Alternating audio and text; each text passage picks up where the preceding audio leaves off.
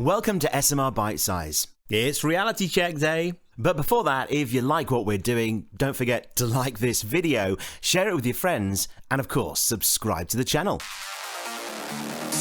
With public interest in the fast unravelling story of just who the mystery BBC presenter is at the heart of the corporation's latest scandal, our job today at SMR is to bust the myth that this story, currently the top of every news hour and eating up most of it, is fully deserving of all the attention it's getting. Especially since this week's really big news has all but gone under the radar.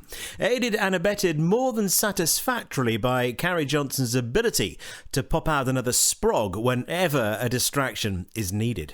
So what should be dominating the news cycle? Well, yep, you've guessed it. Johnson's phone, which, despite the lack of coverage it's getting, not Johnson's phone, he claims it's switched off, is still trending on Twitter, which is more than can be said for Twitter. So we'll do our bit to help redress the balance.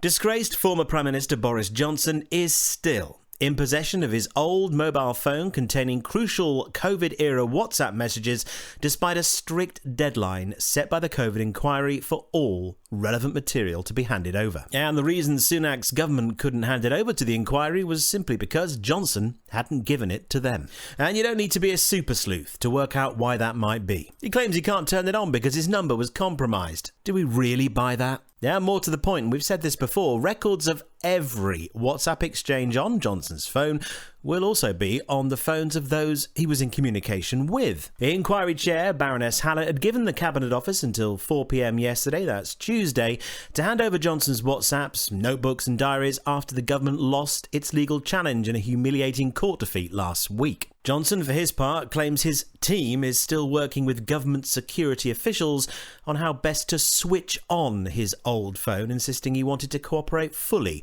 with the inquiry. And yes, he really does think we're that stupid. So we're simply asking, where's the real power here? Where's the bite that should accompany the bark?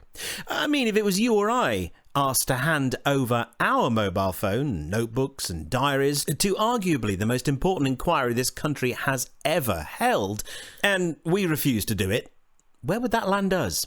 Johnson could give it to the inquiry and then it would be up to them to safely switch it on. Extract the data. That is, of course, if it's still there. Our best guess would be Johnson's turned it on, deleted it, and for those reasons, and those reasons alone, is refusing to comply with the order.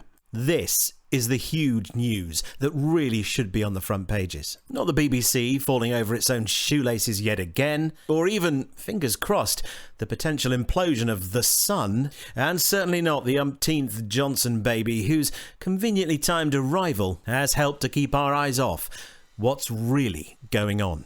If you enjoyed this video, visit 16millionrising.co.uk, where you can listen to this week's full radio show for free, support us with a donation, buy us a coffee, or subscribe as an early riser. Back tomorrow.